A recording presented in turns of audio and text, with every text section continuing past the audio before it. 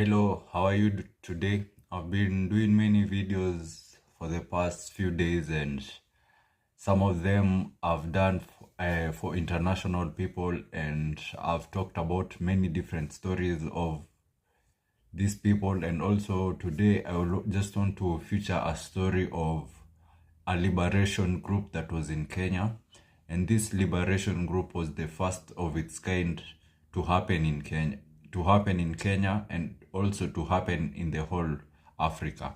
This liberation group called Mau Mau helped other African countries to realize that it is possible to fight the white man, and also it is possible to gain independence through using struggle of power and using violence and force.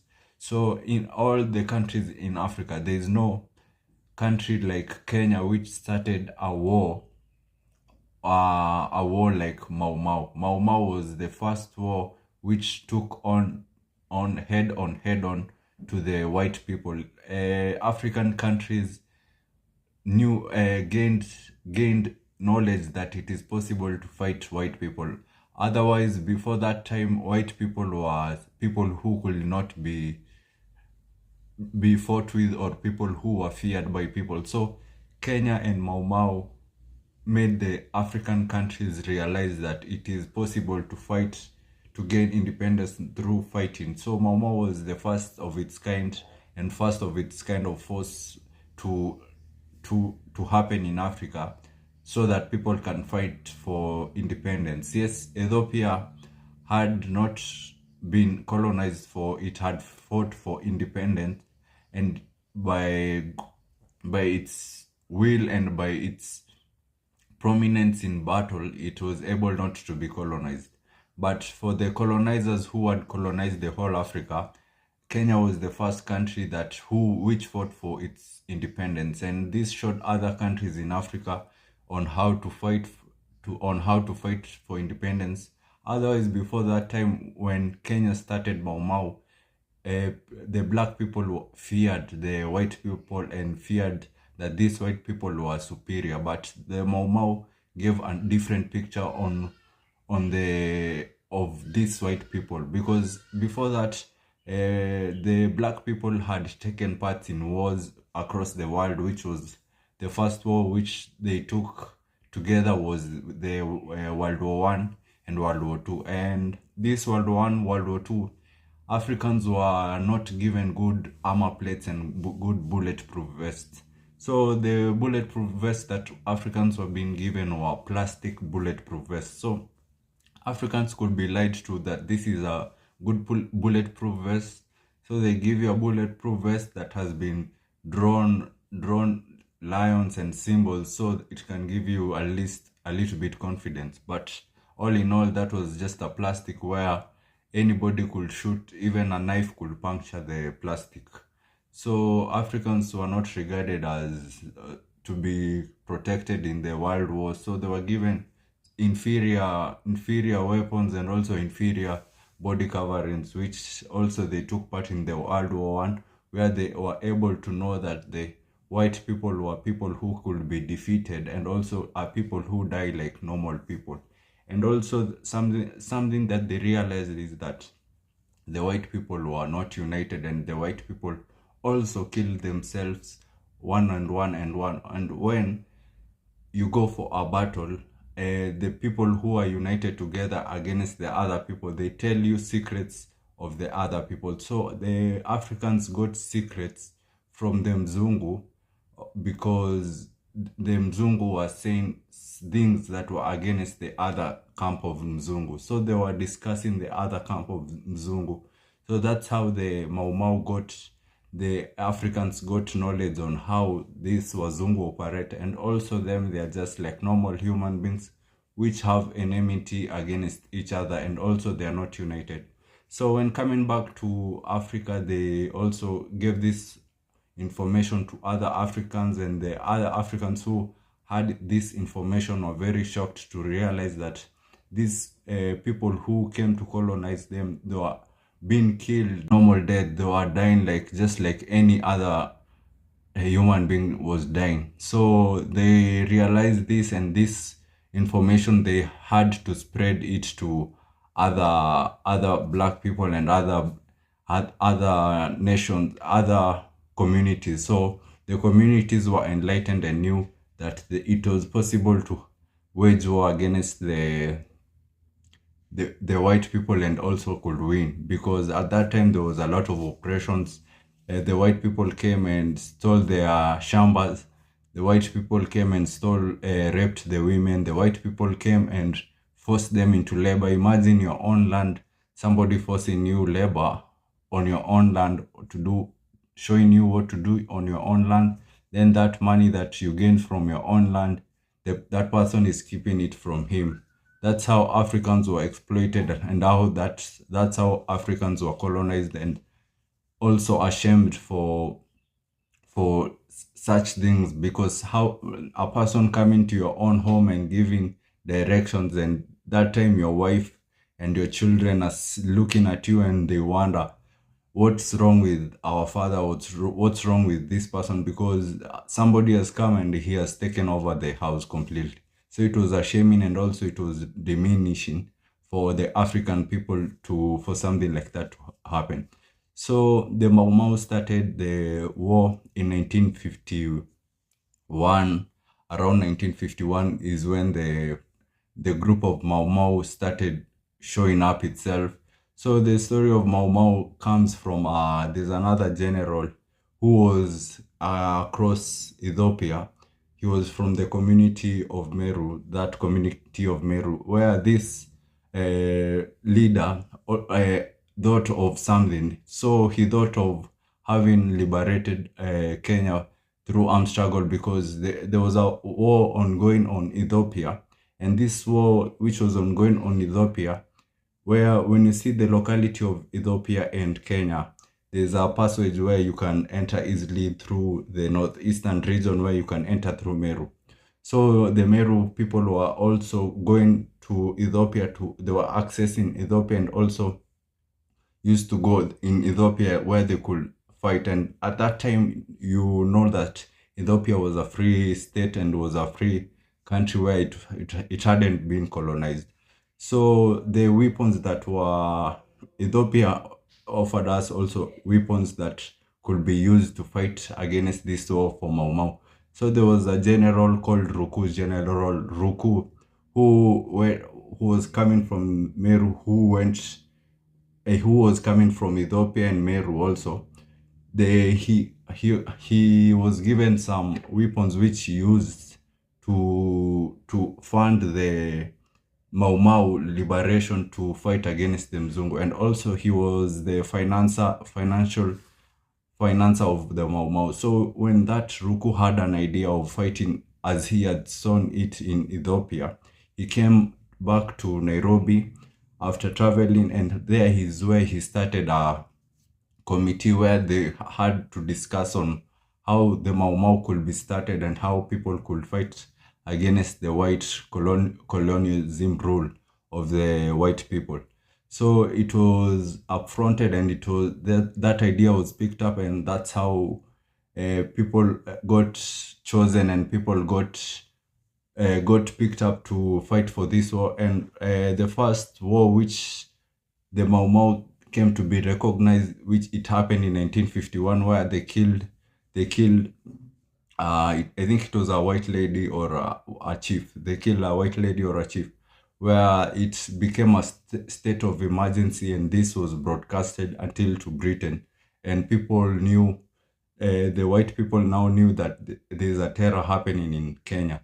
And that's how Mau Mau started. And that one killing also resulted into many killings. So anyone who was deemed as an informer of the white people had to be killed, even including the black Kenyans who were chiefs and who were representing and who were the head of the communities were also killed, and also they killed also their family. So even the Kenyans who were there in that time had suffered a lot, because it wasn't targeting at either you're white or either you're black.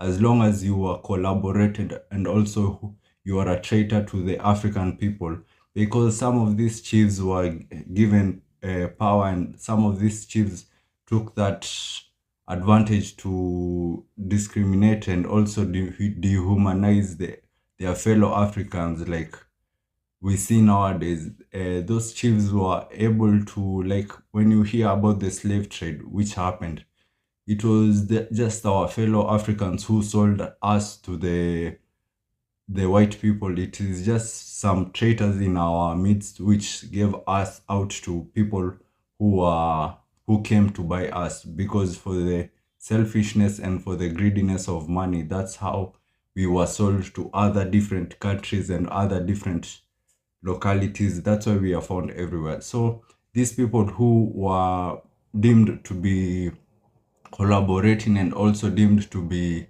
having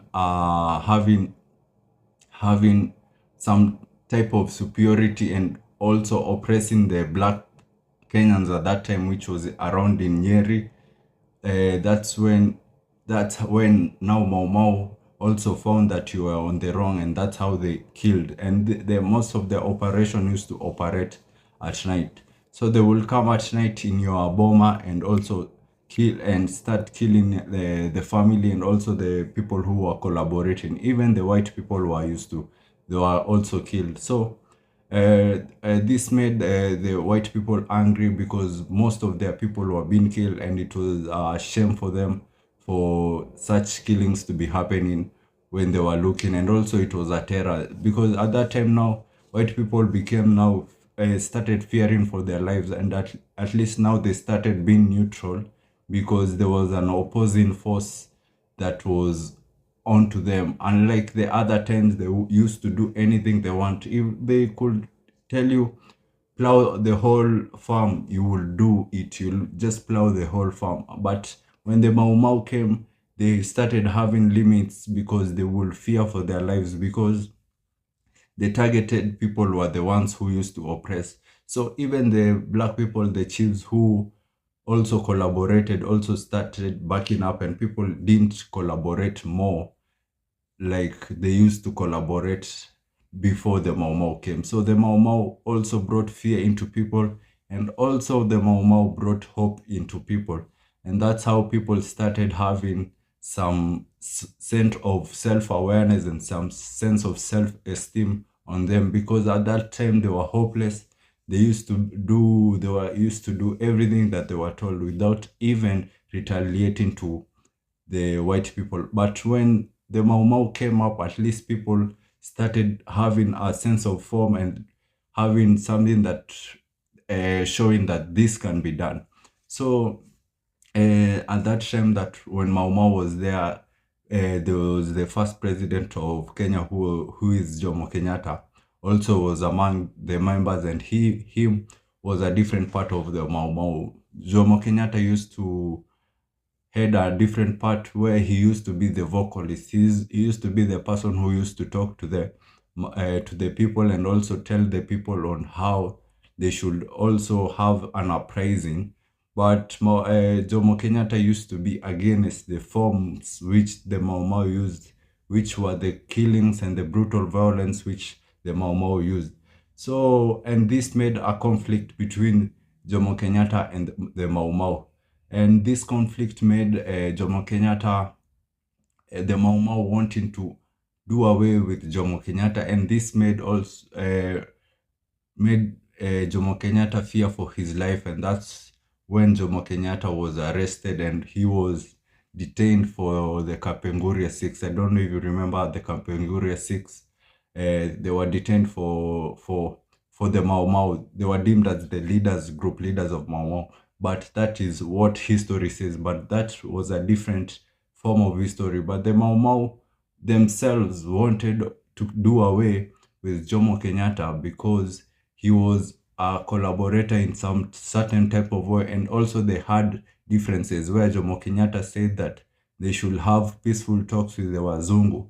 But the Mau Mau were thinking, how can we have peaceful talks with the Wazungu, and the Wazungu are the same people who are killing us, and when we try to talk with them, they are not killing us. So the Mau Mau were against the form of thinking that Jomo Kenyatta had of having peace talks and having a one-on-one talk, because how they can't have an on-one talk, because these are the same people who don't respect you, and if you go and talk to them, they also won't respect you unless if you have the same common ground where their eyes are captured and they can listen to you. Unless without the violence, there's no way that the Wazungu could listen to African people. And first of all, a person who beats you, a person who rapes your women, a person who does a lot of things, you go and talk to him, that will be very wrong.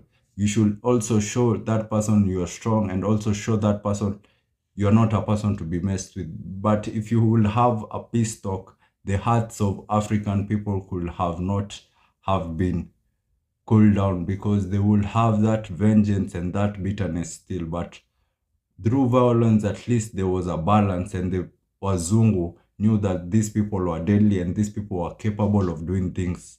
So Jomo Kenyatta was able to be caught, and he was taken to jail around 1955, where he was jailed for Kapenguria 6, and later on in the years in 1963 is when he was released. 1961 is when he was released from jail. So so at all this time, there was fighting against the Mau Mau, and the fighting against the colonial people. So the colonial people, all they were feared, and weapons were coming out from Ethiopia and coming out all the way from Ethiopia, Meru, and going also to the central district. So these three lands, the Mau Mau comprised of Meru, Embu, and the Agikuyu. These three people are the ones that formed the Mau Mau, and also helped in the rebellion of the Mau Mau movement. Unlike what we have been told nowadays in our history books and some step and the books that we have today. But later on this video, I'll tell you the story, the betrayal story that happened later on how Jomo Kenyatta also came and also betrayed the Mau Mau the second time. And it is also said, and it was also thought, that Jomo Kenyatta is the one who sold out these Mau Mau fighters and Dedan Kimathi. He's the one who sold them out.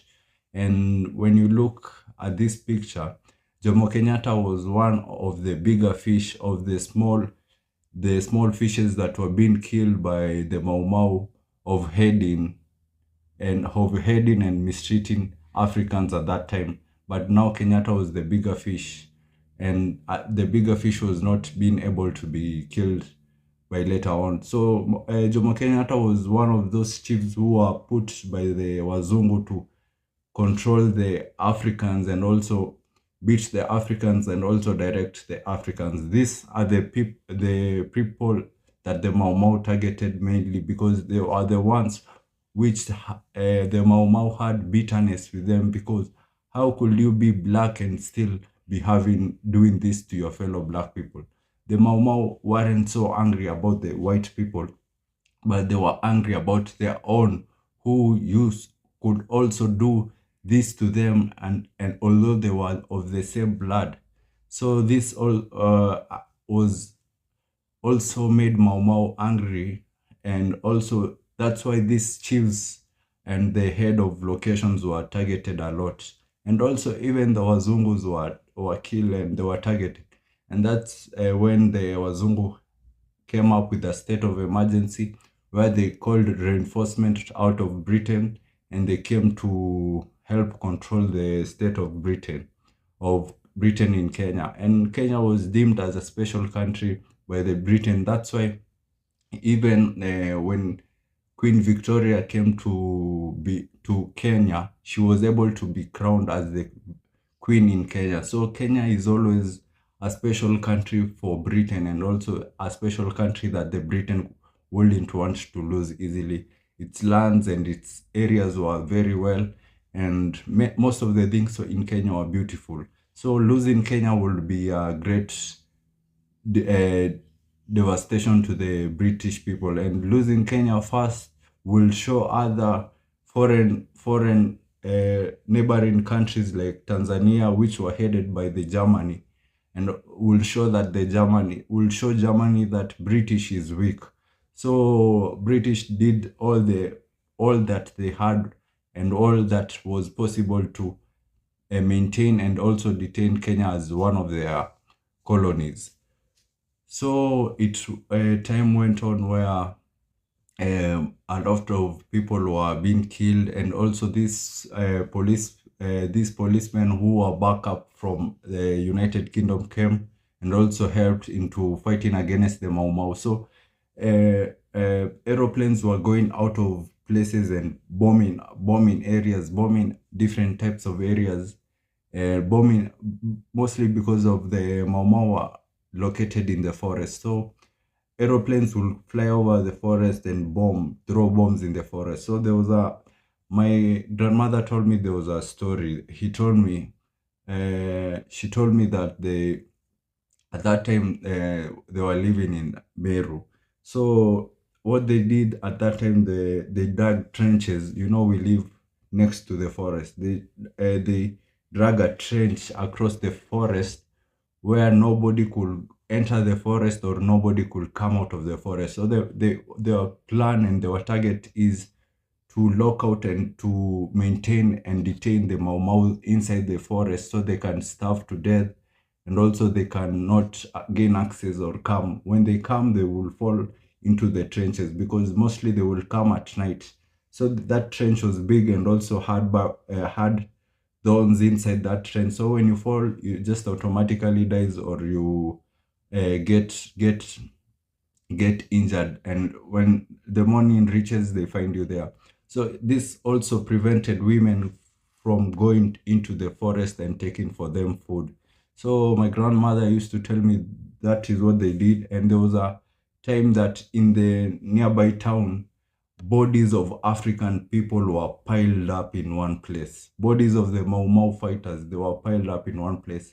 So it was a horror. It was a horror that they saw at that time. And imagine if that bodies were just in that area, what of other areas that were around also? Because that area was Meru. What about Embu? What about the Gikuyu region? Also, they had also similar occurrence of that situation. So the Wazungu also used to detain them and used to parade them doing things, and the Wazungu were very brutal. They would kill, leave alone what the documentary say that the Mau Mau were brutal. The Wazungu were more brutal. They used to kill Africans like they were nobody. So that's how Mau Mau, although Wazungu brought all these trenches and also all these methods, the Mau Mau were able to survive inside the forest because they were people who they had interacted with the nature before. So the mentality of the white people is that if you look, the white people used to take as they were their own. They used to think that what they can suffer inside the forest, also the black people will suffer inside the forest. Little did they know that black people were born into the forest and black people had interaction with the nature. So this primitive nature of the black people helped the Mau Mau inside the forest, and they were able to survive inside the forest. Although there was some starvation, but they were able to survive inside the forest. Unlike when you put Mzungu inside the forest, they won't be able to survive because their location and their growing up area is not based on the harsh conditions that Africans had passed through before. So in the mentality of the Wazungu is that they will bring Africans down by this, but it was so unfortunate that it didn't happen, and the Mau Mau also grew stronger. So what they did, they decided to go inside the forest. Going inside the forest also, they had to have help of the fellow Africans, because these fellow Africans are the ones who will show them the terrain and also are the ones who are experienced in this type of warfare, because this type of warfare was a warfare of guerrilla warfare where people go into the forest they attack you at night and then come back into the forest. So you won't know who is attacking you and won't know the time that they will be attacking you. So when they also went to the forest, they had many casualties because the terrain in the forest they were not well familiar with. So later on, the leader of the Mau Mau, who was called Dedan Kimathi, was captured by his fellow Africans where they shot him. There were two people who shot him. There was one, the commander who directed the person to shoot him. So there are pictures even we see today, the pictures of those commanders. So when they caught Dedan Kimathi, because Dedan Kimathi was the leader of the whole Mau Mau, he was the one who was pushing for the Mau Mau. So at this time, when they caught Dedan Kimathi, they caught him with a leopard skin and a leopard hat. So Dedan Kimathi was there alone, sleeping, deemed as dead. But there were other leaders of Meru. There was a leader of Meru called Mwariama. Also, Meru were fierce in the battle of this Mau Mau, because even Meru people, as my grandmother narrated to me the stories on how the bodies were carried, it seems that also Meru people participated in this warfare very well. And also there was a person called Musa Mariama, who even today his pictures are seen. He was the first commander not to be caught, and also the first commander which his troops survived. And also he gave the white people hell on earth. They gave the white people hell on earth. So when Dedan Kimathi was caught, he was betrayed by just fellow Africans. So he was caught and he was taken to jail, where he was sentenced and he was hanged to death. So he was caught in the year 1955 is when Dedan Kimathi was caught.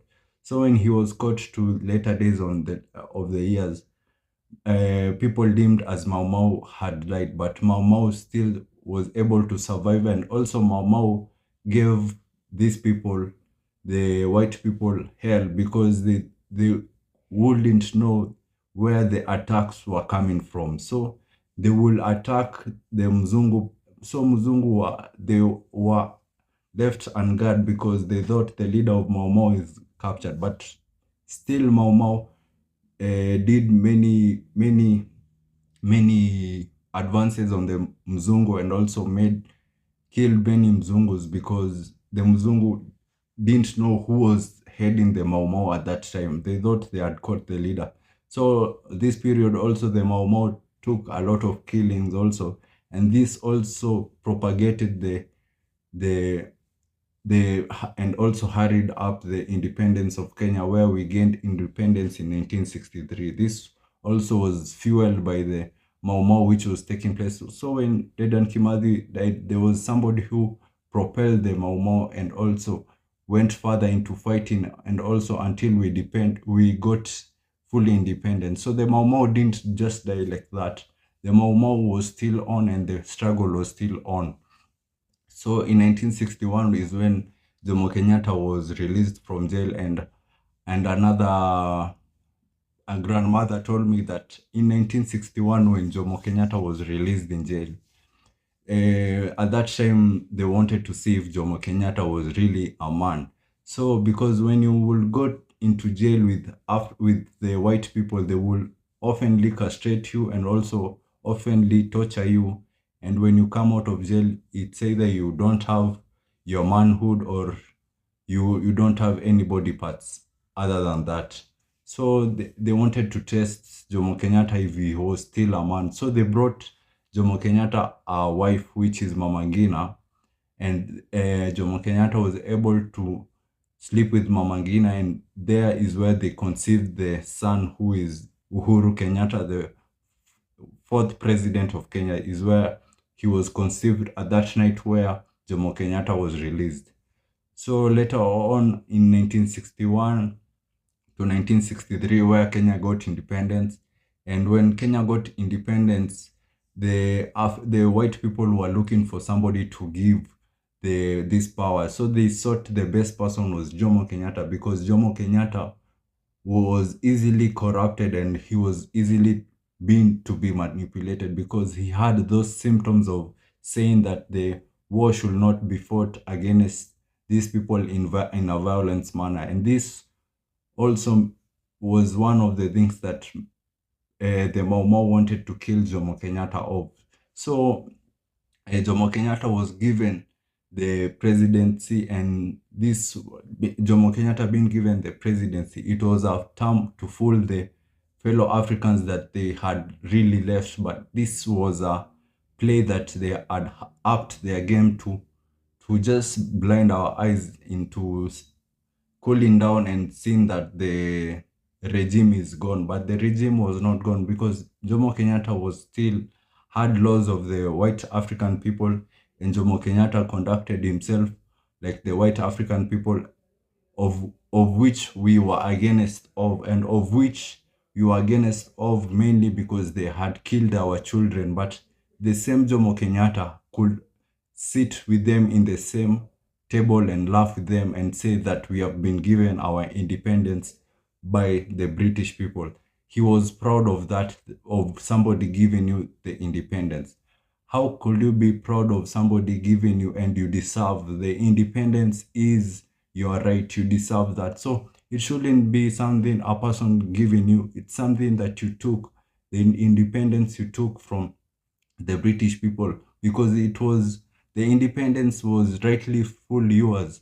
So it pained a lot of people, because the same people who killed our children and our grandmothers are the ones who saw these horrific things.